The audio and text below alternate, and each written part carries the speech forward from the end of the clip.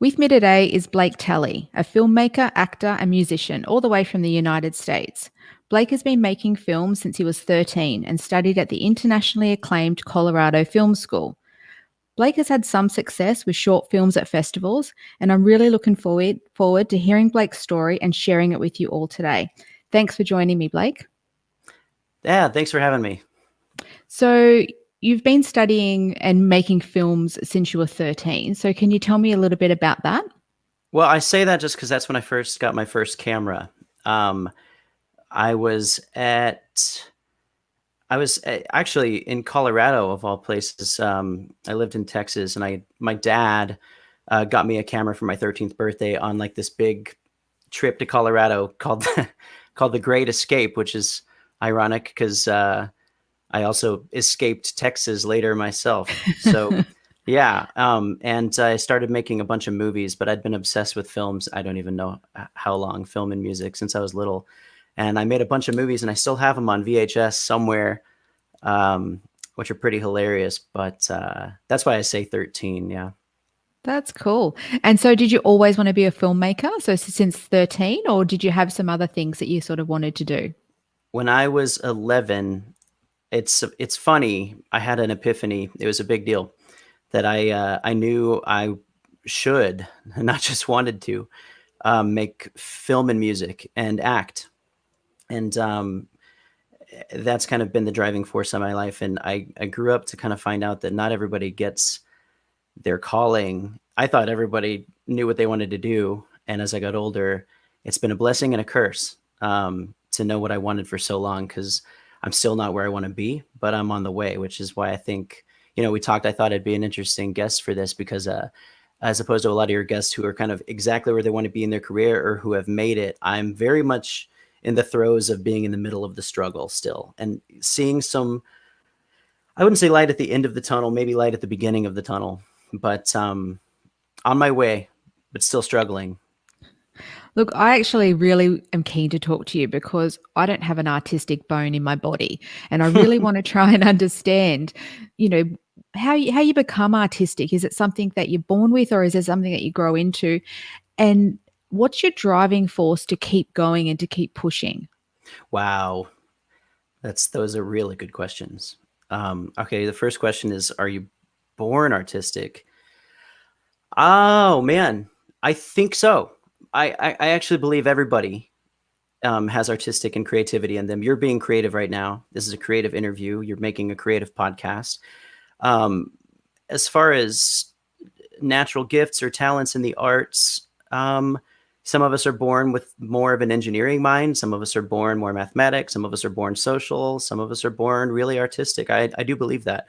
Nature versus nurture. You also can nurture those gifts and talents. I have been creative and had a passion. I'm the opposite. I don't have a, I struggle with logic and discipline.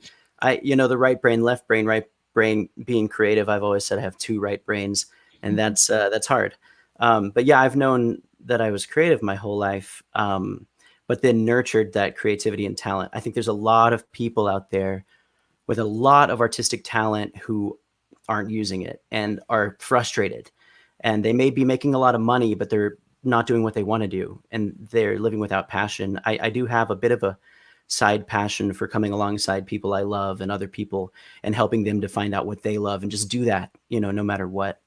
And then the second question was, what was your second question? So, have you always wanted to do that, or did you want to sort of do other things? Yeah. I guess when I was really young, I loved music and movies, obsessed.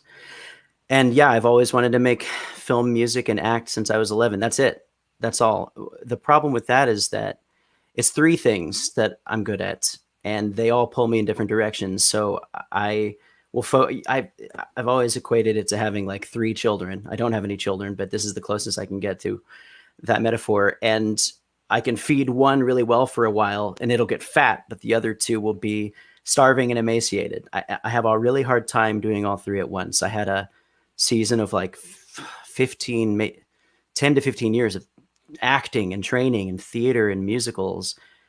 as well as transitioning over to short film acting and lots of acting school. And I love it. I'm good at it. But I haven't acted in a long time because I got to film school and I just started making a ton of movies. And I did a lot of videography and some television work.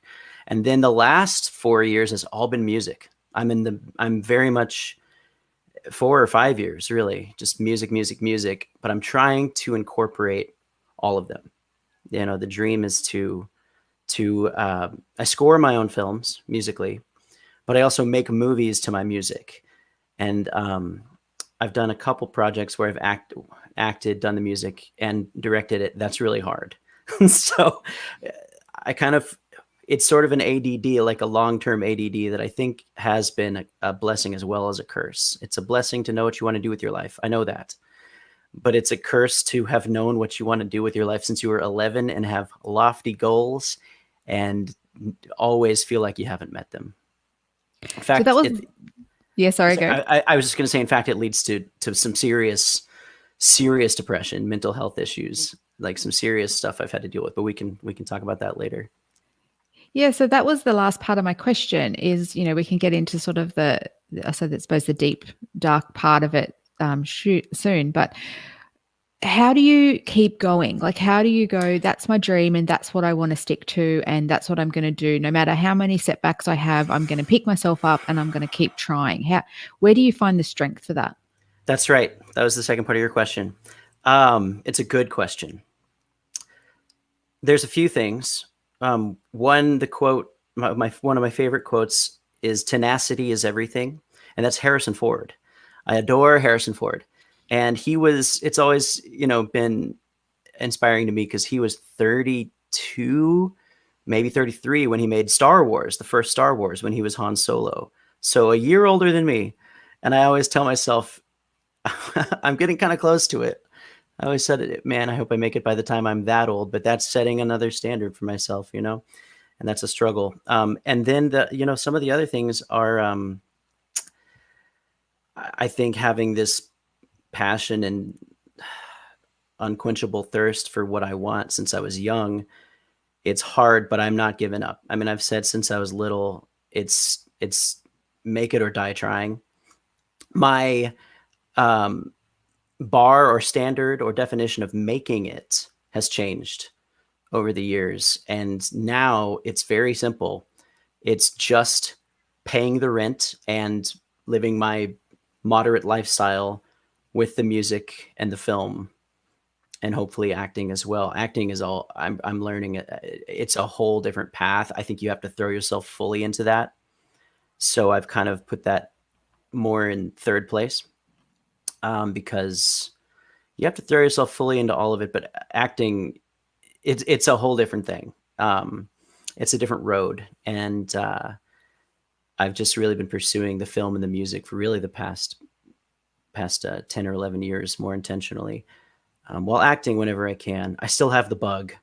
I think I'll always have it, but yeah, and then there's a strong faith element. There's a strong faith element for me. So, that probably is the main thing that keeps me going. However, it is not all butterflies and rainbows. I mean, I really felt like I'd be good on this podcast because I can talk at length to struggle and pain and suffering and mental health and addictions. And I don't mean to be so long-winded, but I listened to, I think it was Nick, your most recent episode. Yeah, it was. Yeah.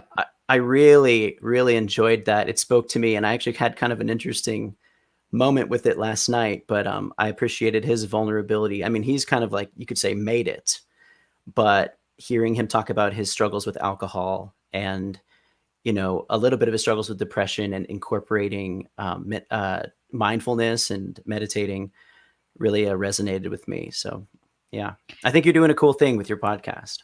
Thank you.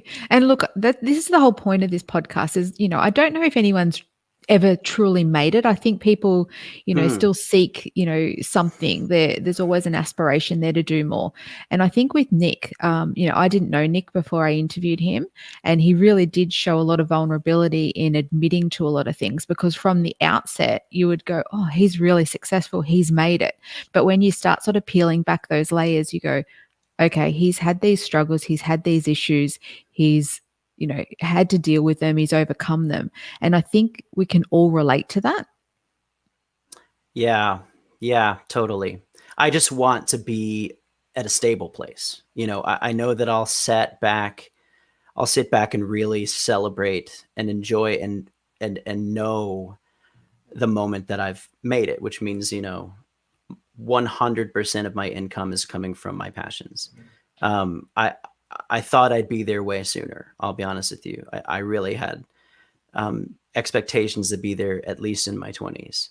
Um, so there's been a number of setbacks and hurdles and obstacles. I mean, honestly, enough that I really should have given up many times. I really should have.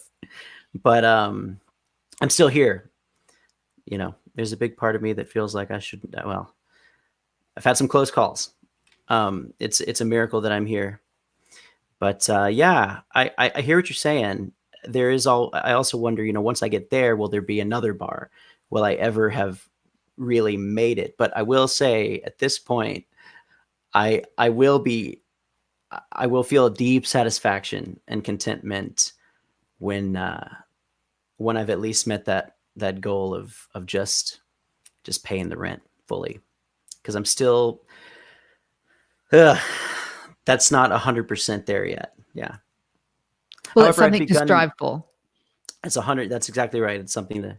Oh, well, that's all I strive for right now. I mean, in terms of the career, is I just want to make that first mark of fully making rent. However, of recent, I've started uh, I've started making some money with the music finally, and we can talk about that. There's a lot of talking about having two right brains. I've realized just in the past just the past 3 years, I've got to dig into that left brain in order to make this work. I have so many artist friends, and they say, I'm just in it for the art. I'm just going to make music, and that's all I need to do. That's fulfilling enough. Yet they're at miserable dead end jobs, and they're not making any money with their work. And I can't tell you how many talented people there are out there. I think there are as many, maybe more talented people out there who are unheard and unseen than the celebrities and the people who are making a living doing it. I just have experienced that myself, and with so many others who, say they get in this trap of saying, I'm just in it for the art, but then they're miserable, and they should be being paid well for what they do and what they're good at. And I didn't start thinking this way till 3 or 4 years ago. It just, okay, what do I need to do today?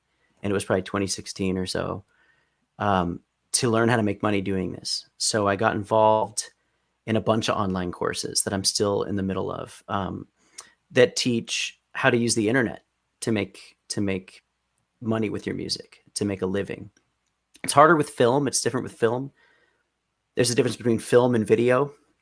You can be a YouTuber, or somebody like that, a podcaster, and do well if you figure out how. It's still a lot of work.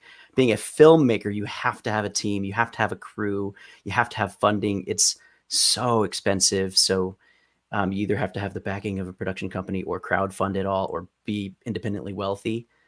So the only way I've actually been able to make any short films is crowdfunding, because even short films are expensive. Yeah. There's a lot to go, and I'll go in multiple directions. So I'll try to let you lead me a little better. So I fully agree. I think, there's so much out there, and the people that are being recognized, are such a small percentage of the people that have the talent. So how do you balance the expectations that you put on yourself with where you're at? And do you think that sometimes the expectations that you have placed on yourself are too harsh? Probably, to the second part. Um, yeah, certainly. But, I know they're attainable and they're achievable. And I have to take responsibility for, it's not like, I mean, there's life setbacks, there's challenging times, there's dramatic seasons in your life, relationships. I mean, everything that'll get in the way naturally. But then there's all my own choices that I've made over and over repeatedly in the years mistakes that, I really have to be honest and say I would probably be way further ahead of where I want to be had I not been held back by so many things. So as far as balance, um, I really struggle with balance. I struggle with discipline. I struggle with balance. It took me a long time to figure out, it leads to a bit of a deeper thing. Balance has been an ongoing struggle for me in general, and not just with passionate pursuits and then just trying to make a living, just trying to survive, but with emotions and body chemistry and mental health. It took me until I was 27 or 8 to really start digging into my mental health issues. I was in therapy at that point for 7 years, incredible therapy.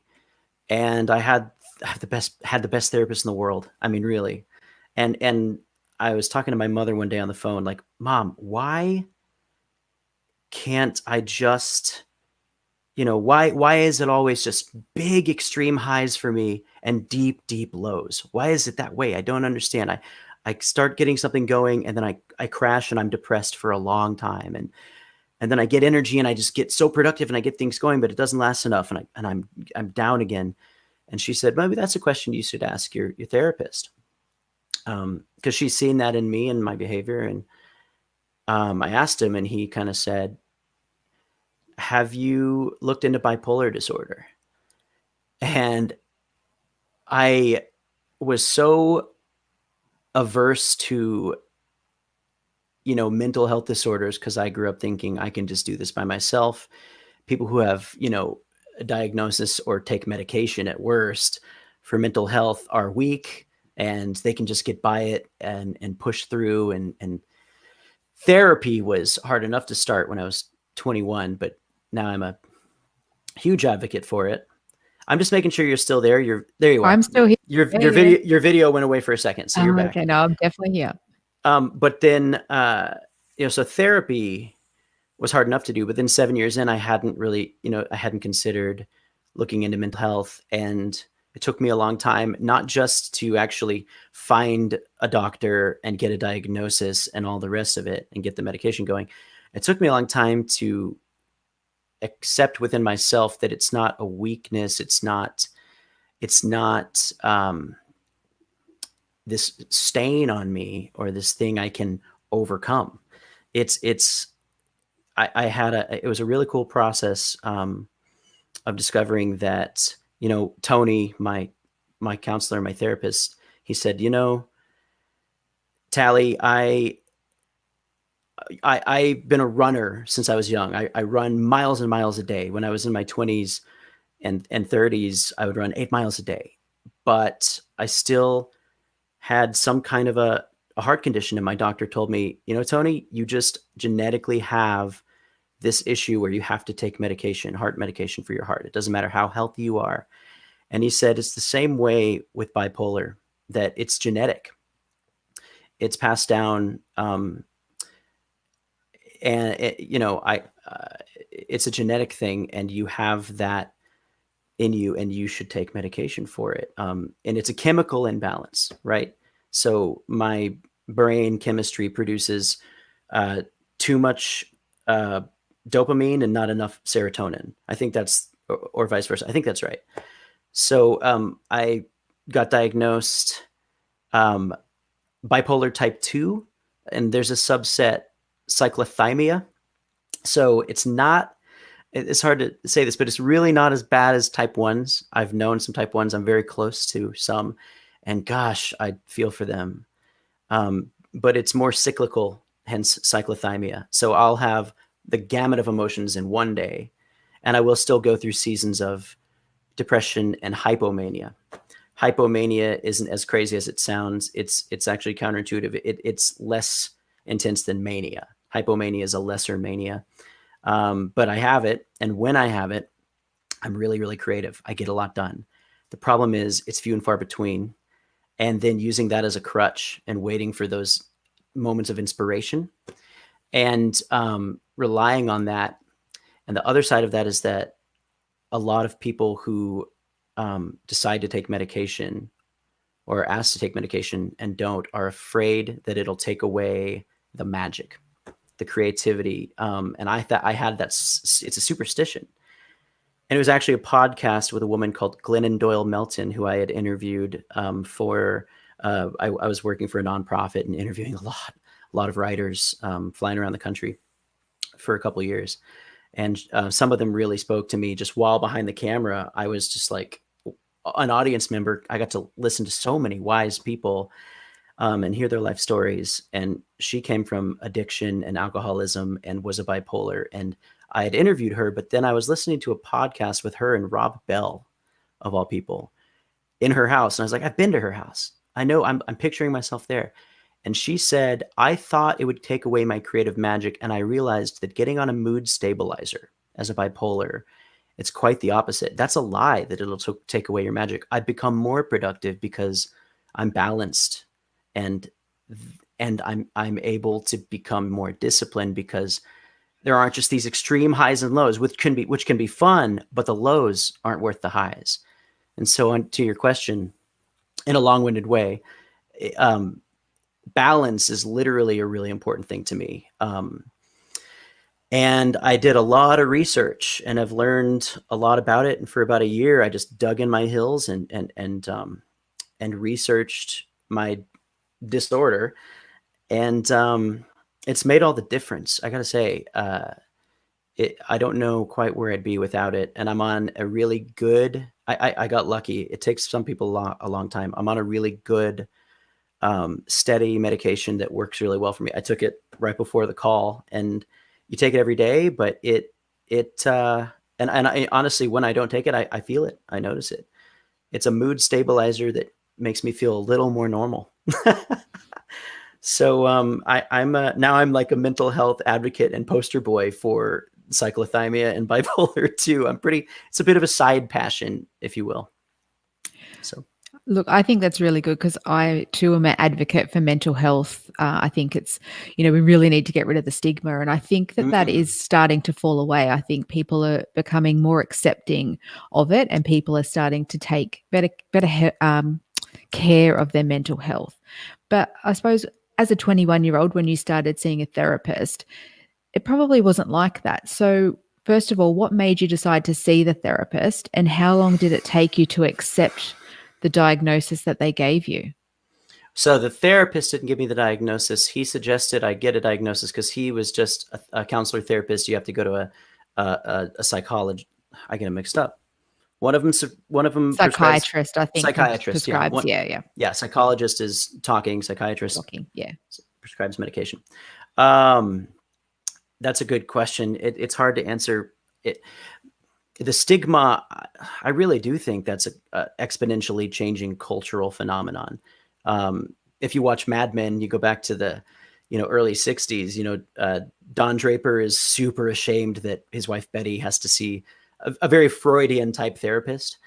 And that would be my grandfather's generation. And I think that passed down. So you said 21. I mean, I don't know. I think it's a mix of it not being super popular when I was younger and probably my own stubbornness and willingness to just figure things out for myself or rely just on my faith. And it just doesn't work that way. It took me too long to figure it out. To get into therapy, I was in Texas for a lot longer than I'd like to admit. I grew up in Tulsa, Oklahoma till I was 8. My parents divorced and sort of dragged us to West Texas. So when you think Texas, Texas is gigantic, right? There's a lot of parts of it. And apologies to my West Texas friends, but it's like the most depraved, apocalyptic, dry, flat, boring part of the country. Really? It's a desert. So you know how they call it the panhandle, because I think they were stealing the idea from Oklahoma, because Oklahoma looks like a pan and has a handle, right? And then Texas has a little square at the top. It looks nothing like a panhandle, but I think because it's Texas, they're just like, well, we want one of those. So they named the little square at the top the panhandle, which is the most desolate place on earth. And at least it was to me, coming from a kind of, Tulsa's got a bad rap now, but kind of a metropolitan, very much greener place with rivers. And there was a blessing there too. There wasn't a lot to do, and I actually didn't appreciate it at the time, but I love my mother for this, for not allowing television and limited internet, early internet. I'm old enough to have been on dial-up as a youngster, and we had like an hour a day because it tied up the phone lines. And even so, really more so, my mother was just very strict. And I'm grateful for that, because when I could use the TV, which didn't have cable, I had a limited time. So I would be very selective. I'd spend the day or the week figuring out what films to watch. Go to the local video store, Hastings, and buy a bunch of VHS for like 50 cents and select which ones I would watch. And also the same way with the internet, just be really selective with what I did on the internet. But the rest of the time, we had to find ways to entertain ourselves. So it was a lot of reading. And I'm so grateful that I started as a voracious reader as a young kid, my brother and sister too. And then my father, he got me my first camera. He also got me my first keyboard. And actually, it's in my room. I still have it, and cool. It's still great. And it was a songwriting machine. It's called the DJX, and it was like 1999, and it could do so many things. You could record 8 tracks into it. It had like hundreds of different voicings and stylings and genres, and it would break down really well written and produced, a funk song or a disco song or a rock song or techno, and you could break down all the individual parts. So at age 10 or 11, I was starting to really understand the difference between a kick drum, a hi-hat, a snare, and bass, and the guitar part, the rhythm part, the vocal, the melody. And at my mother's house, because my parents were divorced, took that keyboard there and just locked myself in my room and spent countless hours learning music on that keyboard and on the piano, the cheap upright piano she got us, and recording myself on tapes, reading tons of books on film, dreaming about it from my bedroom, and studying. I mean, really studying movies. Like, movies weren't just weren't just an escape and weren't just entertainment. It was school, early film school, and tons of books on it too. But I have my family upbringing, and my personal life is extremely complicated and messy and dark and tragic, but I love my parents. And I have to say, I'm really grateful to both of them for my father for getting me that keyboard and the camera and encouraging me in that. And my mother for her discipline with us growing up. And also, she got me into voice lessons and piano lessons really, really young. I can't read a lick of music anymore, but I'm so grateful for the early training just with my voice and with keyboard and piano and things like that. So yeah, I'm really long-winded, and I apologize. That's okay. It's interesting. Try to be better about that. So I was going to ask, how supportive was your school with your creative side? Because, in Australia, we have, music, we have arts, but it's sort of, I don't think really that pushed. You could sort of go to art class and really just, get away with doing nothing. And the same with music. You could sort of go and just say, I don't know how to play that, and they wouldn't really teach you very much. So how supportive was your school with that creative side that you've got?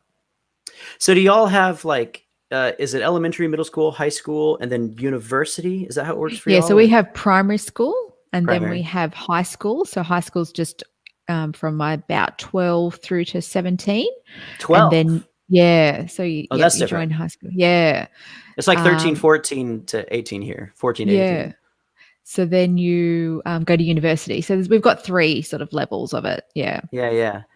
Well, it depends on which level. I did not feel creatively inspired or conditioned or anything in elementary and middle school. I mean, there's some, like you have your good teachers, and you have your art classes. I think there was like a gifted and talented, they called it, class for creatives, which is funny.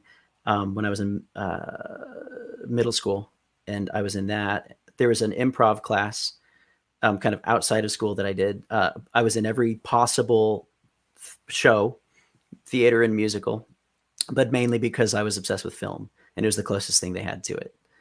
And that got me really into acting, but always, even as when I was young, with the critical eye of watching the director and how would I direct me? How would I direct anyone else? How would I direct this play? So, um, and so there's that. High school was crazy. I moved from a very, very small town in West Texas to an slightly bigger town. So a town of like 20,000 people to a town of 200,000 people. So still small towns. But I moved in with my father when I was 13. Or nope. Yep, that's right. 13. And went to a high school that's one of the bigger high schools in the country. It's a 5A school now. That means anything to you. 4A is really big. 5A is massive. And they had a really good, like nationally recognized choir program and a real good little theater program. So I spent all my extracurricular hours doing that with school. But honestly, when I got off class, it was just making ridiculous movies with my friends. And then I started bands. And the band I started in high school, I mean, pretty much played with off and on for 10 years, and really proud of the work we did. But there is what I really needed to do was choose and go to a vocational school, a film school. So that was always the dream. And there's some interesting things that got me there. Because before I went to film school, I went to, I guess you guys would call it university. I went to like a state university, followed my girlfriend there from Amarillo, Texas to Denton, Texas, which is super, super far away, even within the state. From Amarillo, it's like, I think, an 8-hour drive or something, but flopped out of there, just went for the wrong reasons, still paying off the student loans from that 1 year. Because it's insane the way it works, the way it works here, the collegiate system.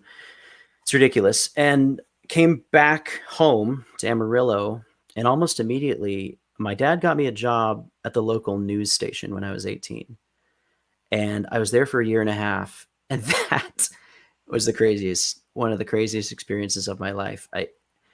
It was like being thrown into the fire, 60-hour a day, sometimes work week, and giant professional $40,000 news camera, and running those big news trucks. I mean, it's ABC Pro News Channel 7, like every city has a Channel 7 here, ABC, and shooting every single day. Like, I had to learn really quickly how to understand the way a camera works, and lighting, and focus and exposure and white balance and filters, and setting up a tripod and getting really good creative shots, wides, mediums, and tights.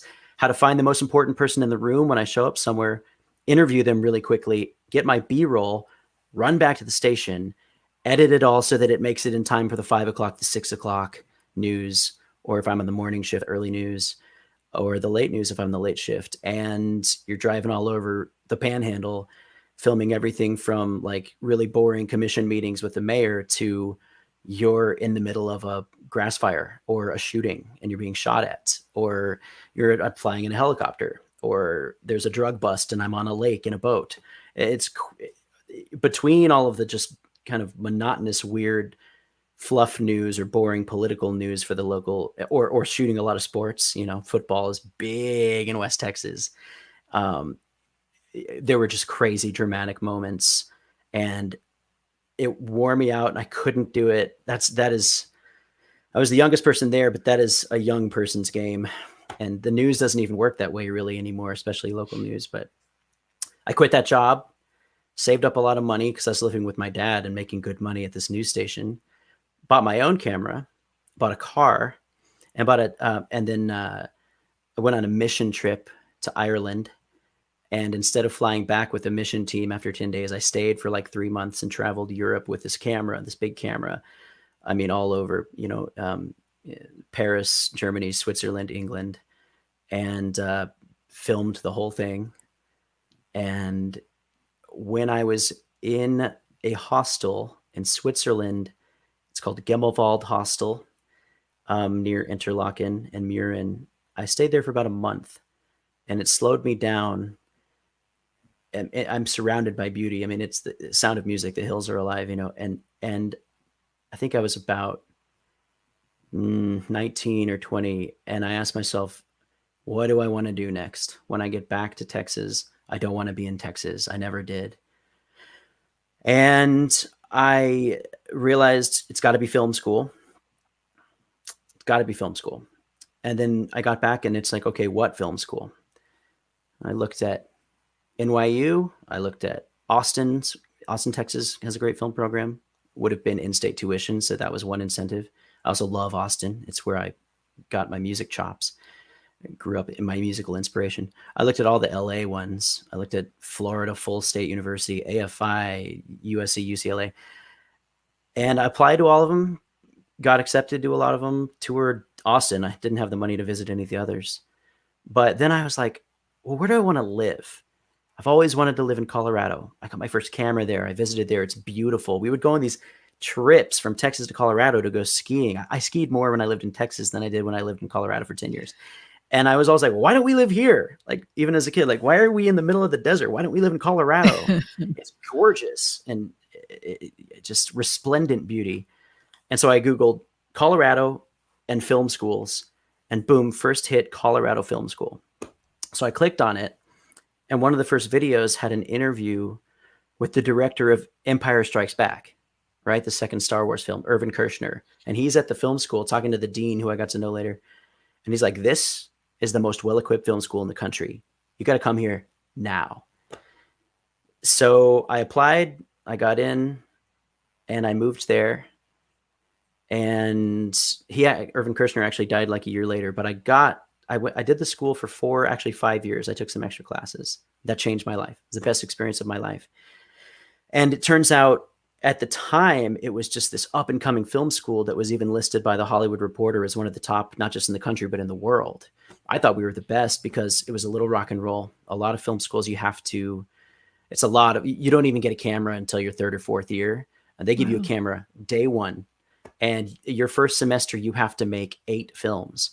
And that's trial by fire because a lot of kids will go there. Now, I had a lot of experience, so I kind of started with a leg up from the news and from making movies as a kid. Eventually, it caught up with me, and we all leveled up, and they're filmmakers that I'm blown away by to this day there. But when I started, I had a bit of a leg up, and I had this was like a dream to be making movies at school every day. I mean, I could not wait. I loved homework. I loved staying up all night, writing papers on film and making movies, and really, really great program. But a lot of kids will go there, or people, all ages will go and say, like, film school is going to be fun. And then realize making a movie is like one of the hardest possible jobs. Not just in entertainment, but it's a miracle that movies ever get made. It's unbelievable how much stress and how hard it is, even short films. And so if I started, like, I think my first production 1 class was maybe, 15 people. And I graduated. I think 3 of them were still there. So it kind of weeds out people who can't keep up. But that, plus, more importantly, the opportunity to live at a really, really interesting place, almost for free, kind of a work program at sort of a ministry that services other ministries. It's very hard to describe, a bit of an esoteric nonprofit situation right in the middle of Denver, Inglewood, technically. I got the opportunity to move in there right when I went to film school. So that's really what made all the difference, or I don't think I would have made it through film school. You live in a beautiful community of young people who are working this property, and it's kind of a bit of a dream. It sounds crazy, but I lived there for 5 years as well. So kind of went through film school while I was spending my home life in a very intentional, really, really good, interesting community. And I made friends there that I have to this day, that I stay in touch with every day. So that was a mouthful. But man, that feels like ages ago.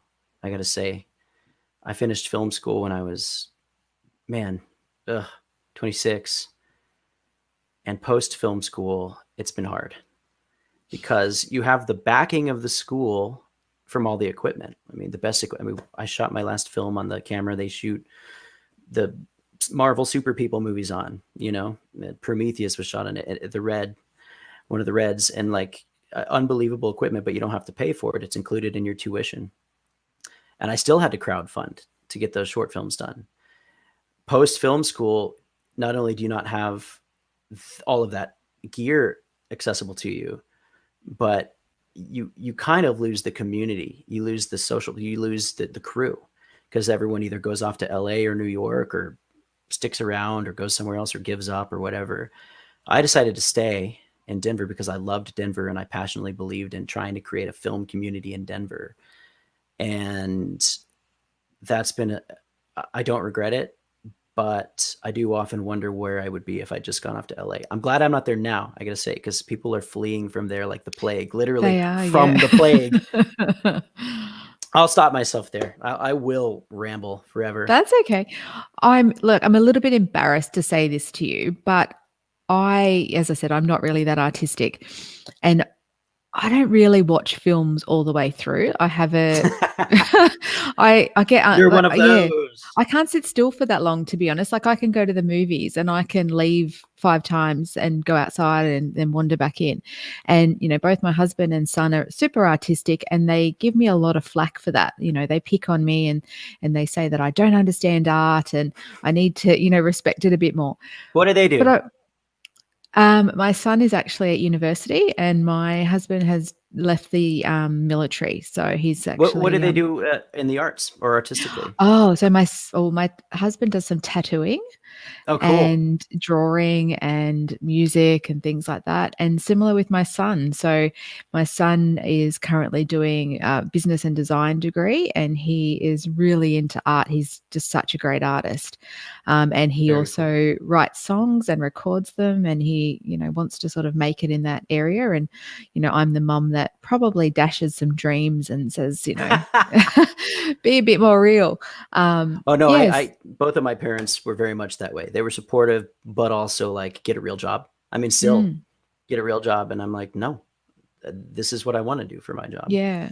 And it's hard, I think, as a parent to sort of say, to understand, especially if you're not that sort of artistically driven. I think it's hard to sort of go, okay, yeah, go follow your passion. Right. But I wanted to ask it's a huge risk, by the way. It's literally, it is a huge risk.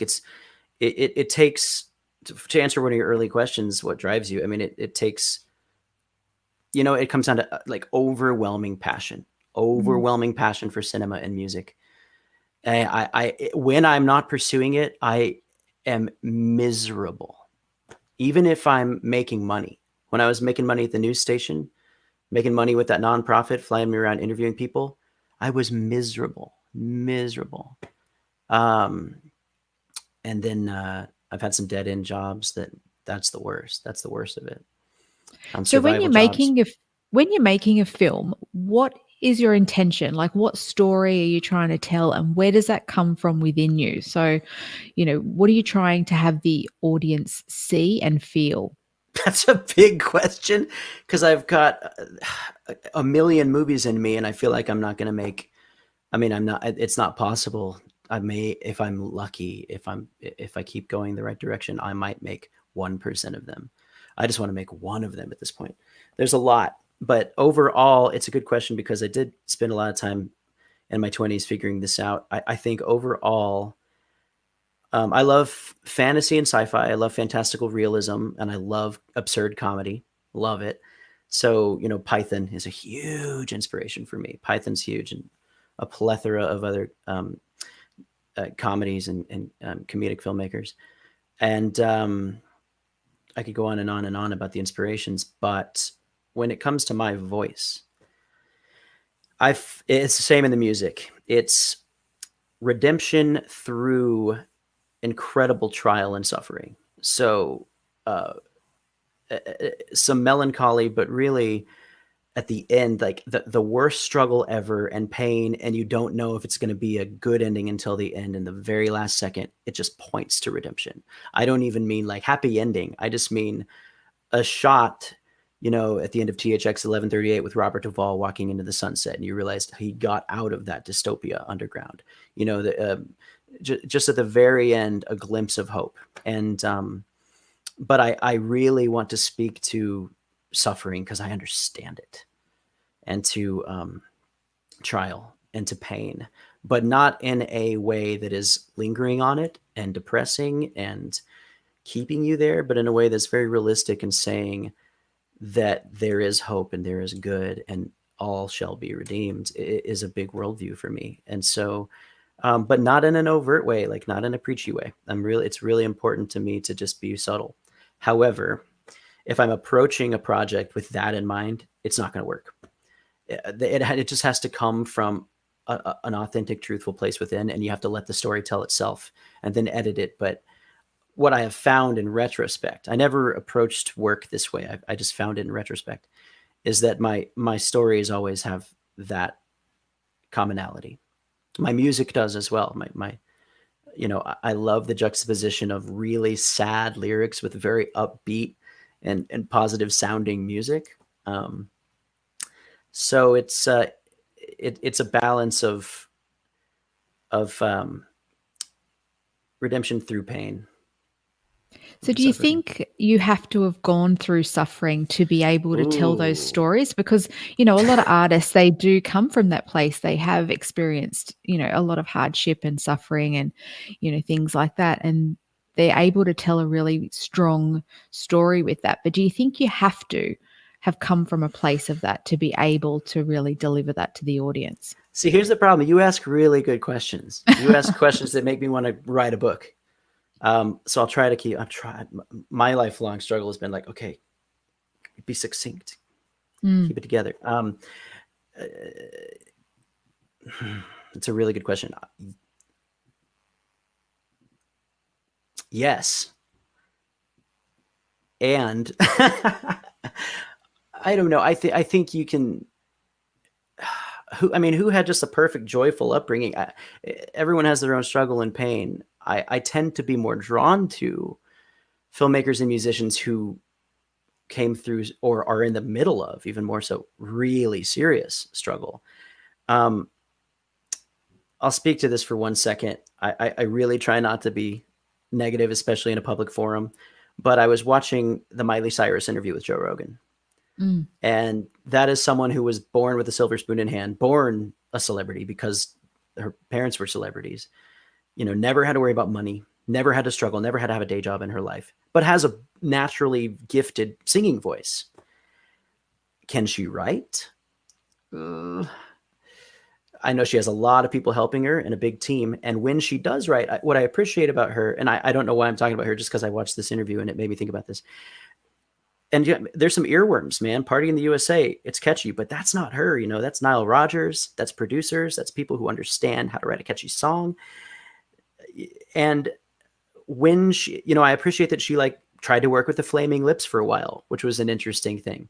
But when I listened to even that record and to her stuff, I'm listening to the content, not just of the lyrics, but of the sound, the music. And it's coming from a place that tells me the hardest thing this girl's ever had to deal with is not getting the alcohol or drugs she wanted at a party, or a guy who broke up with her that she had a hard relationship with. And I have to back up and say, yes, pain is subjective. So of course she has her own pain, but there's so much pop music that's shallow because of the industry as it was, and money, and maybe a lack of intense suffering. And, I don't know. I appreciate that she's gone through things and she has rehab, and I'm using her as a metaphor for probably a lot of very, very successful artists. But I think what got me thinking was, man, when you look at what she's writing about, most of it's partying or like a Mm. little breakup. And like, what separates, deeper art, independent usually art, from the mainstream, which it sometimes bleeds into. You got your Grizzly Bears, Beach House, Bon Iver's, but what separates it to me is, I think that do it yourself from the ground up, no matter what. Whatever gear you have, even if you can't afford it, you're going to make it work. You don't need the best studio. You don't need the best equipment. You can't help but do it. And I'm very proud, I'll admit, of being able to do it completely by myself. And the music, cannot make a movie by yourself. No way. And I was in bands for forever. I never wanted to be a solo artist. Everybody, my band broke up in a really painful way. And I was used to leading bands and being in the band and it being very collaborative and taking everyone's input and also like highlighting it. I'm a good director in that way. But when the band broke up, I was sort of forced to go solo. Everybody's always called me Talley. So, a lot of people, film school and high school, is Talley. So I just said Talley. Can't come up with a better name than that. Hardest thing to do is come up with a band name. So I've been focused on that for a while, but it's a very independent thing. And I've always been really proud of indie bands. Start from the ground up, go to Austin, Texas at a dive bar, see some of the best bands in the world.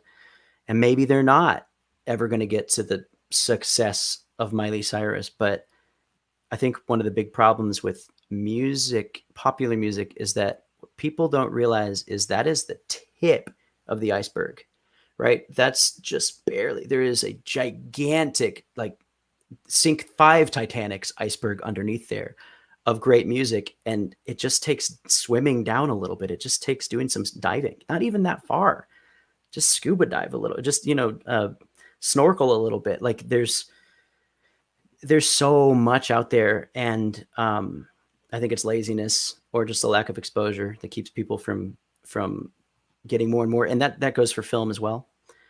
And the deeper you go, the richer it gets. Whether or not those bands or filmmakers or artists are making tons of money. And that's when I started to lower my expectation of, I just want to pay the rent. I just want to make a living doing this. That's it. We'll see what happens after that. But, I think growing up, you think I'm going to be a famous filmmaker. I'm watching the Oscars. I'm going to get one of those. And maybe, but that's not even a goal anymore. And that's more of recent. So. Yeah, I think a lot of luck comes into it, though. As we, you said, Miley Cyrus, she's come from a really privileged background, and we if don't she choose didn't who make our it, parents are. absolutely, and yeah, if she didn't make it, that probably would have been more of a shock than the fact that she did make it. So we're not surprised that Interesting.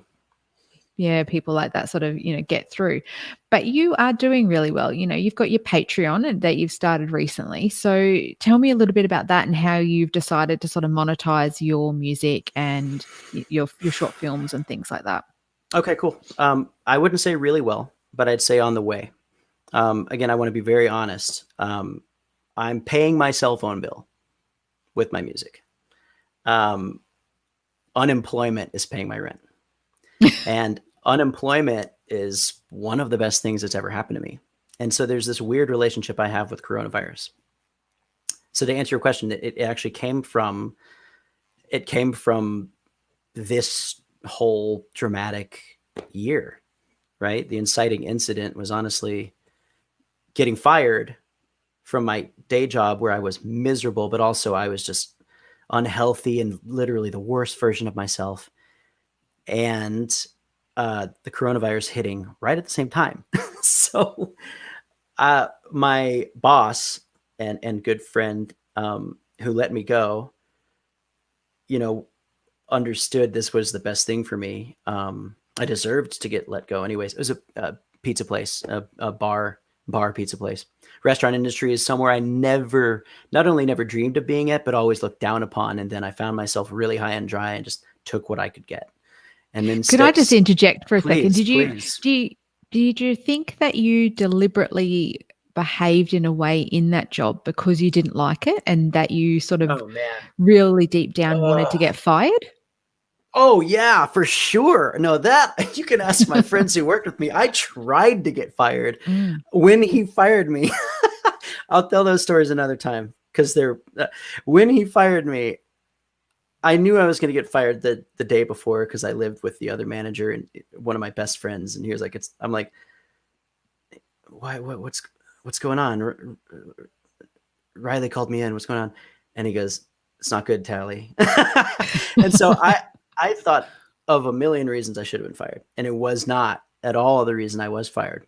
And I was grateful eventually, pretty quickly. I remember walking away from that. Riley, I love you. If you're listening, I love you. I remember walking away from that conversation, and with every step towards my car, I had a car then, I felt lighter and was like, oh, I don't know how I'm going to do it, but I'm so relieved. And I became complacent because it was a regular job. But the problem with the restaurant industry is the temptations and the addictions and the workplace romances, and this place is incredible. It's like one of the best restaurants in Denver, but there's a lot of, let's say, generosity there towards the employees. So lots of really good beer and wine and pizza, and it's sort of limitless.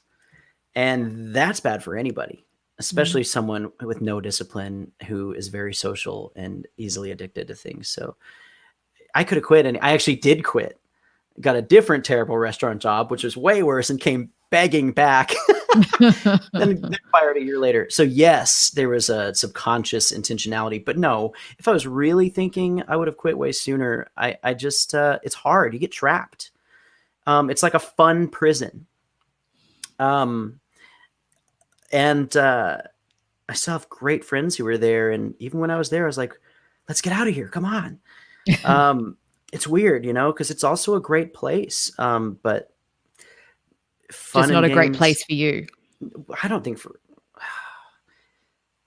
it's hard to be healthy in the restaurant industry. I'll say that, especially if you already have mental health issues. I mean, I was the worst version of myself. I didn't have a lot of regrets until my mid-20s, late second half, and I regret so much now. I regret If Only You Knew resonates so strongly with me, because oh man, the last 7 years, I would have done so many things differently. But to get back to the money thing you were saying, or when, the Patreon, and I'm sorry I'm long-winded, but I have a lot to say. That's okay. Walked away from that, and coronavirus hits. I leaned into what I had done for 10 years that made me miserable, which was videography, not filmmaking. To pay the bills was videography. Very different. It's more documentary style. It's more run and gun, one-man band, interview people, get B-roll, set up lights. Some people do that and love it and are passionate. I hate it, and I always have. Weddings, I mean, you name it. Weddings, live concerts, interviews with authors, bands, how-tos.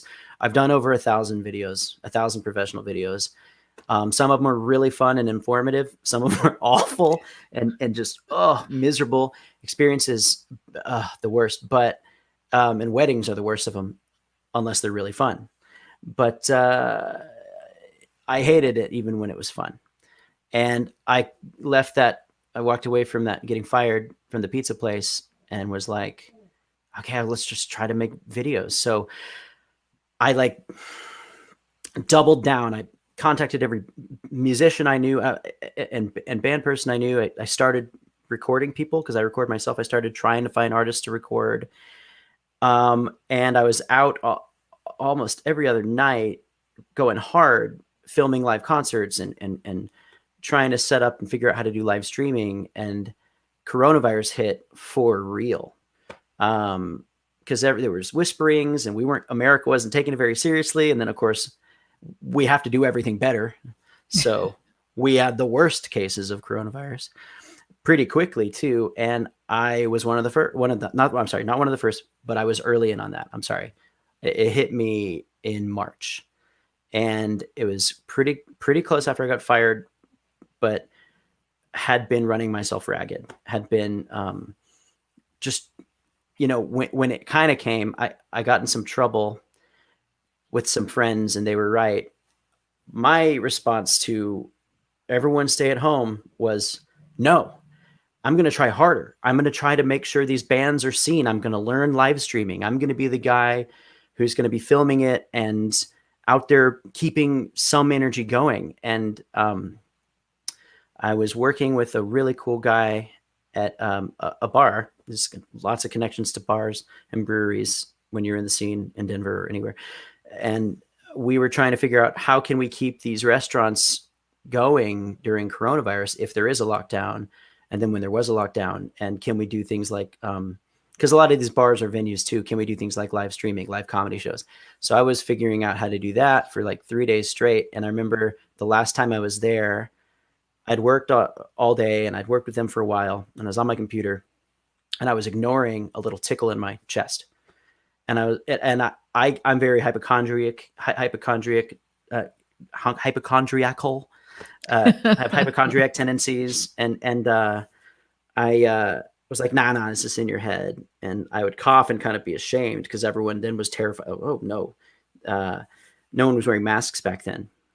And I went home, and it was like 7 p.m. and I hit the bed, and I didn't get up till the next day, and I was full blown sick, and I thought it was the flu. Oh no, I'm sorry. I knew it felt like the flu. I knew it wasn't the flu because I had just had the flu. Like I had just had the flu really bad, and it was similar but different. Long story short, I had it for 14 days. And there were some highs and lows, and we can talk if you want about the virus and how I think you avoid it and how I kicked it. But to stick with this track, my employer at the pizza place allowed me to join in on the, to get unemployment without having to say it's because I got fired, because everyone was getting unemployment for coronavirus. So that was very fortuitous. And being able to get not much, but kind of the first thing the government's ever done for us. Yeah. Being able to get a bit of a steady handout, honestly, sorry to get borderline political, but universal basic income is something I do believe in and should have been happening for a long time. But to be able to actually sit and, once I got better from the virus, there's almost like a new quote unquote lease on life. What do I want to do? And I've been, half focused on the music and the film and the video, 5 or 6 failed projects of film since film school, but finally putting out music because of these courses I'm in, and half just trying to survive at this job and being surrounded by the temptations and succumbing to them and dragging my feet, and sometimes more than half. And finally, so I hadn't launched a website. I'd been paying for a website for years that didn't have anything on it. I hadn't launched a Patreon. I didn't have a merch store, and it took a while to recover. But once I recovered, you don't know how sick you are, how bad you felt till you feel better. I was just like, all right, everyone's on lockdown. What can I do? Take my computer and sit in the sun in my backyard all day. And in 2 weeks, I had launched my website, launched a Patreon with the help of my dear friend and artist and collaborator, Anthony Rubakowski, and my merch store because of his help. And that's the first time. So some people, bought some stuff on the merch store. Some people subscribed to the Patreon in about a week. And I remember cashing out my PayPal just a couple $100. And that felt better, from my merch store and my Patreon, that felt better than any $1,000, $2,000, $4,000 check I ever got. That felt better than any money I've made. So now it's, yeah. And it actually all led me to relocate completely to here in Asheville, North Carolina, just about 2 months ago. So it sounds like you had a huge epiphany. I mean, forced epiphany. I mean, I didn't ask for coronavirus. I didn't ask to get sick. I didn't ask to get fired. So all these things, that's why I have an interesting relationship with it. Terrible things. And this has been the best year of my life. I would have just kept going down the wrong path until, well, yeah, if only I knew. Well, that's going to be my next question for you. So, I ask every guest, and I find your story absolutely amazing, and you've shared some, really, really deep and thoughtful insights throughout this whole podcast. But what would you do differently if only you knew? Oh my gosh. I want to say everything. Um, well, see, I'm still trying to do things differently, right? I'm still in the throes of addiction, mental health. Um, I'm saving a lot of the unemployment. I'm using this time and this space here. I isolated myself away from, even though it was great community and great temptations and fun and exciting and amazing people and a huge culture and a life I had for 10 years in Denver, that ended up, I ended up realizing like I should be 10 years ahead and I'm not. I'm not where I want to be. So I wish I had, man, I don't know, maybe isolated myself sooner. But the funny thing about that double-edged sword is then I wouldn't have met my girlfriend. I wouldn't have met some people I met. Maybe I wouldn't have written some of the songs I have now. So it is a hard, constant struggle to be happy with where I am while also understanding the the path I'm on could be different if I hadn't made some mistakes. So it's a hard question. What I decided to do is find a place where I didn't know anybody and back against the wall, have no choice but to figure out a way to make this all work in front of the computer, because you can't really play live shows now. Plus live shows isn't how you make money as an independent musician anyways.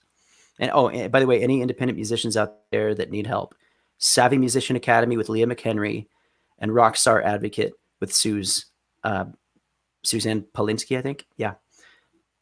That's the way. Email list is key. I wrote down, if only you knew, there's 3 things. Having a good time, even if it's with amazing people and you're making great memories, isn't always as important as spending that time following your dreams. And then I wish I'd started my mental health journey sooner. I wish I'd started it maybe right around when I started therapy. I wasn't ready. And then the last one, this is key. Don't collaborate with anyone unless they're in 100%. Even if they're in 90%, even if it goes for a year, 2 years, you put a ton of money into it. I have had so many really good projects just crash and burn because the people I was collaborating with weren't fully invested. And it is hard when I give them all grace because they're also all in survival jobs or at school and their focus is split. So mine was too. But if you're going to collaborate with someone artistically, I think there definitely needs to be a goals, immediate goals and an end goal. And you got to be fully in. You both have to be fully in because I've gone through a lot of heartbreak with relationships. But the heartbreak with projects is sometimes harder. Had a lot of miscarriages, if you will, of big projects that I'd carried for a while. So that's wow, hard. there's some really powerful reflections there. So yeah, that's fantastic. And thank you so much for sharing such a personal journey and for being a part of the show. I'm really glad that, we got to meet and, we met over Instagram and through this podcast. So, it's Yeah. fantastic that, all the way over in North Carolina, you're, hearing my podcast. So I that's don't even know how awesome. I found it, but I liked it and, reached out because I was like, I think I'd be a good guest. Thank you for having me. And thank you for letting me just like dominate. You're a great interviewer because you listen and you ask good questions. It felt more like a monologue than a conversation. And I apologize for that. But thank you. And you can call me Talley. So yeah, whenever you do your promotion or what have you, you can just say Talley. Yeah. It's funny because when I was sort of, looking at your Instagram and your YouTube and things like that, I was like, Blake, saying to myself, You like because my email everything's, and stuff? Oh, my YouTube. I yeah. forgot I sent you my YouTube. My YouTube is nothing. It just has some projects on it but kind of rebranded, 4 years Mm. ago and just said, just call me Talley. People had always called me Talley, but when I made the decision to go by Talley as the music, it was a marketing move. And I just started introducing myself to people as Talley. So I'd say it's like 50-50. When people call me Blake, it's like, okay, that's my mother, that's my girlfriend, that's someone who became a very, very close friend. And I love that. I'm a verbal affirmation, love language. because when people call me Talley, I'm like, you know me. I feel known, I feel loved, and I like nicknames, but it's my name, it's my last name, and I'm proud of it. My father is a look, Talley, Mr. I Talley feel that Man. I actually feel like I know you now, so I'll call you Tally. You So can call thank me you Blake so or Talley. thank you so much for taking the time to join me today, which is your evening and my daytime. So thanks so much, Tally, and I will have a link to all your socials and your website on my website, ifonlyyouKnewpodcast.com.au. Thanks, Tally. Yeah, and I hope you have a great day. You So have a too. great rest of your day. Thank you. See you later. Thanks, Tally.